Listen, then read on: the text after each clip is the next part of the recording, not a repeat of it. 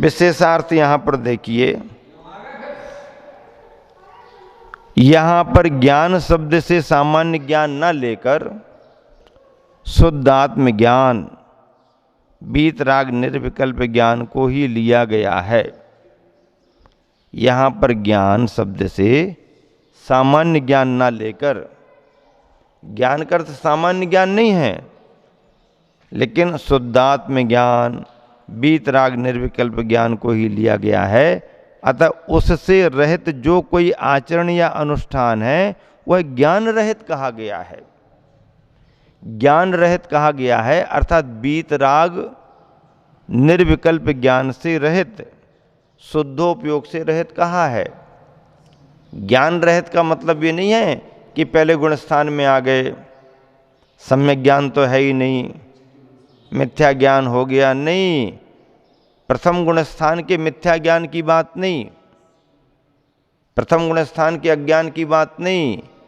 यहाँ तो अज्ञान की परिभाषा समयसार में ये दी जा रही है कि शुद्धोपयोग में लीन सो ज्ञानी और शुद्धोपयोग के बाहर आ गए सो अज्ञानी। अब यदि मैं ज्ञानी और अज्ञानी की परिभाषा भी आपको बता रहा हूं, समझा रहा हूं, तो समझाने के इस क्रम में भी इस व्याख्या के अनुसार मुझे भी अज्ञानता की कोटि में रखा जाएगा, मुझे भी अज्ञानता की कोटि में रखा जाएगा।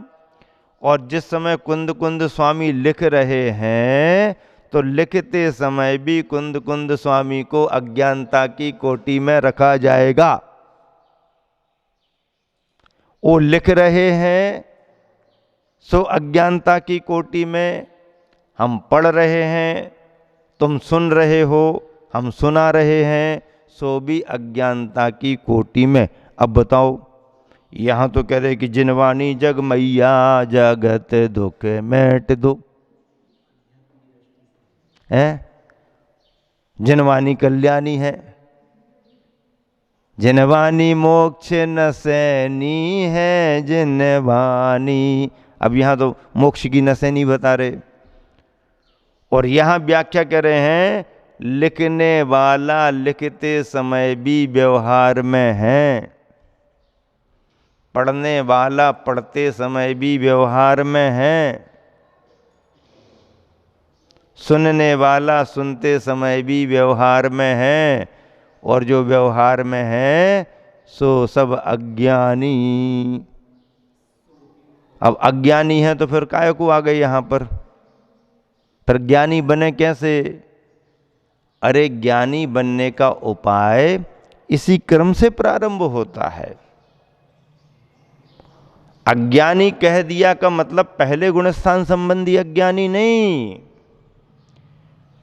शुद्धोपयोग में लीन नहीं हो पा रहे हैं इस रूप में अज्ञानी कहा है। और एक बात और बताऊं, ध्यान से सुनना, क्या शुद्धोपयोग में लीन हो भी जाएं, शुद्धोपयोग में लीन हो भी जाएं तो भी कुंद कुंद स्वामी फिर अंत में जाकर के कहते हैं, अरे भले तुमने 8वां गुणस्थान 9वां 10वां गुणस्थान प्राप्त कर लिया, 12वें गुणस्थान में भी चले गए, लेकिन अभी भी तुम अज्ञानी हो। आप कहेंगे भैया फिर कैसे कह दिया आपने,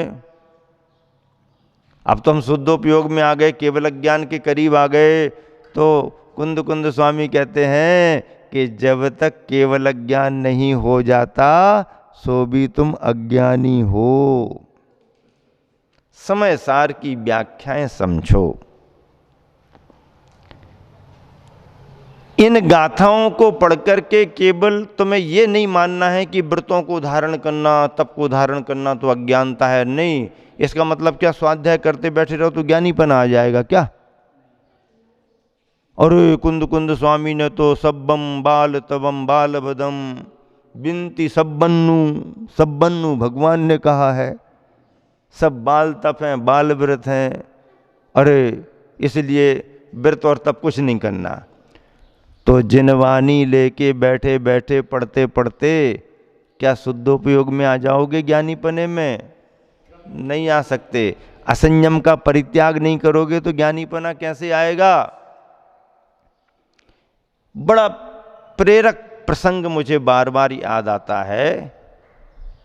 किसी एक तथाकथित स्वाध्यायी ने, तथाकथित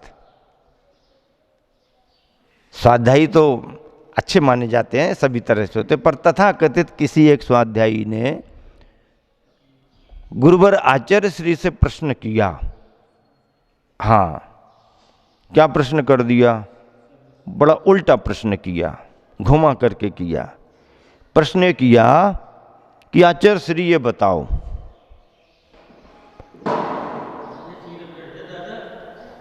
आहार दान देने में गृहस्थों को कितने कर्म का बंध होता है? हाँ, आहार दान देने में गृहस्थों को कितने कर्म का बंध होता है? अब कर्मों का बंध पूछ रहे? अरे भाई, हम तो यहां करे शुभोपयोग से अशुभ कर्मों की निर्जना होती है, पाप का क्षय होता है, और वो कह कर्म बंध। बताओ आचार्य श्री, आहार दान देने में गृहस्थों को कितने कर्मों का बंध होता है? प्रश्न उल्टा किया उसने। अब उत्तर तो देना है ना। तो अपन जानते हैं कि घी यदि निकालना हो तो सीधी उंगली से थोड़ी निकलता है।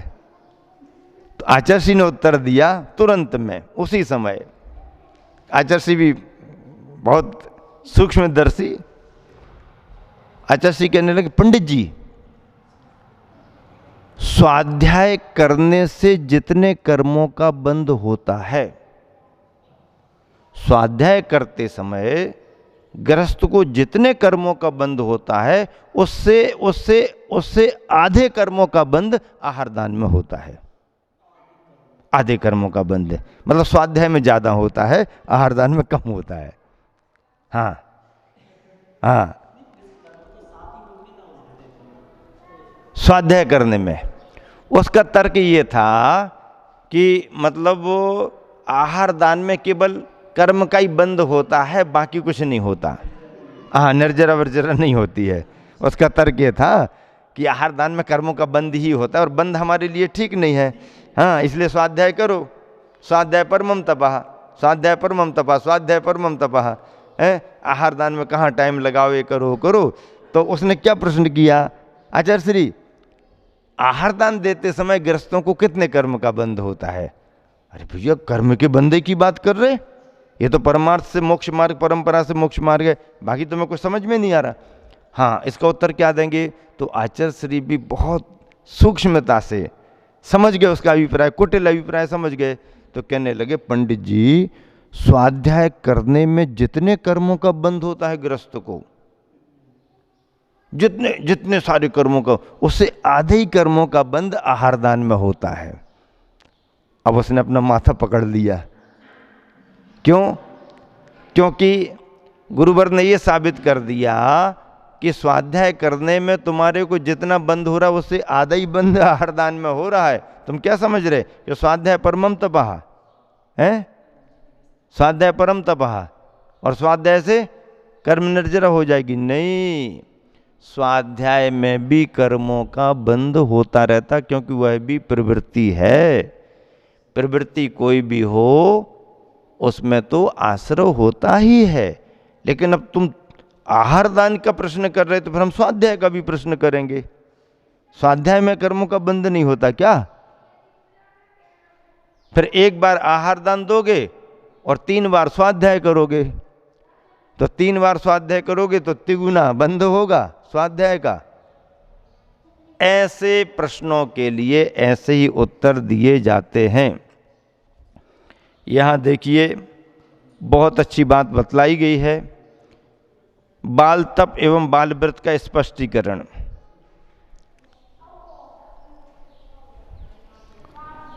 यहां पर ज्ञान शब्द से सामान्य ज्ञान ना लेकर शुद्ध आत्मज्ञान, बीत राग निर्विकल्प ज्ञान को ही लिया गया है। अतः उससे रहित जो कोई आचरण या अनुष्ठान है, वह ज्ञान रहित कहा गया है। ज्ञान रहित तो कहा गया है, लेकिन अज्ञानता की कोटि में प्रथम गुणस्थान संबंधी अज्ञानता का यहाँ पर कथन नहीं है। ध्यान से बाहर आने पर अध्यात्म की दृष्टि से अज्ञानता की बात लगाई गई है। पद्यानुवाद बहुत अच्छा लिखा गुरुबन ने, इसके लिए पढ़ लेते हैं।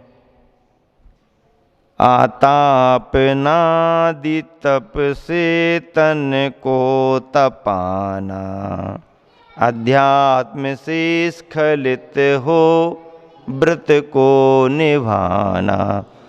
है संत बाल तप संयम वो कहाता, है संत बाल तप संयम वो कहाता। ऐसा जिनेश कहते भव में घुमाता, ऐसा जिनेश कहते भव में घुमाता। आतापनादि तप से तन को तपाना। आतापन आदि तप होते हैं। कौन कौन से तप होते हैं? एक आतापन होता है। आतापन का मतलब ये है ग्रीष्म काल संबंधी तपस्या करना। गर्मी के विशिष्ट 2 माह जो होते हैं उष्णता के, उन 2 माहों में ग्रीष्म योग धारण करके तन को तपाना, इसका नाम है आतापन। एक वर्षा योग होता है। सावन और भादों का महीना वर्षा योग में चला जाता है। ऐसे वर्षा योग के समय किसी एक स्थान पर रह कर के 2 माह का समय बिताना।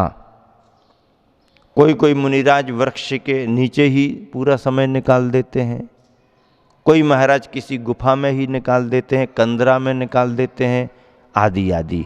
तो ये, और एक आता है अभ्रावकाश योग।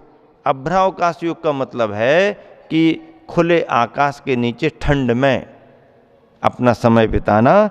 इस तरह से ऐसे तपों को तपना, व्रतों का पालन करना, परमार्थ से ध्यान से बाहर होने पर उसे बाल कहा गया है। समय सार के पुण्य पापाधिकार में विशिष्ट गाथाओं की व्याख्या चल रही है। सावधानी से सुनना,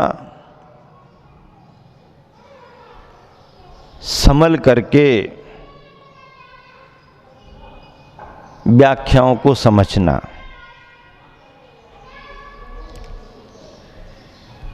पिछली गाथा में आपने ये सुना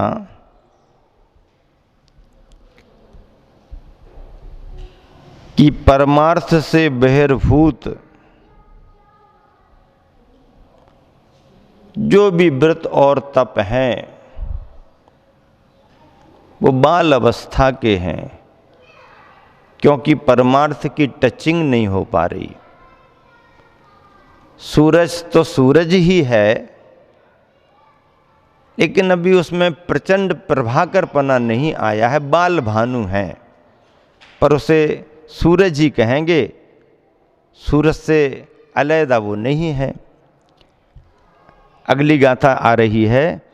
बदनी मानि धरंता शीलाणी तहा तबम चिकोवंता,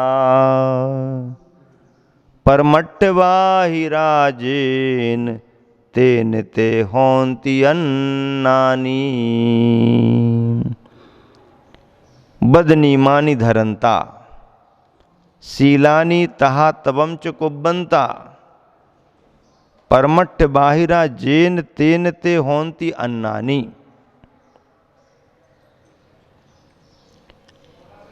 क्या कह रहे हैं आचार्य प्रवर?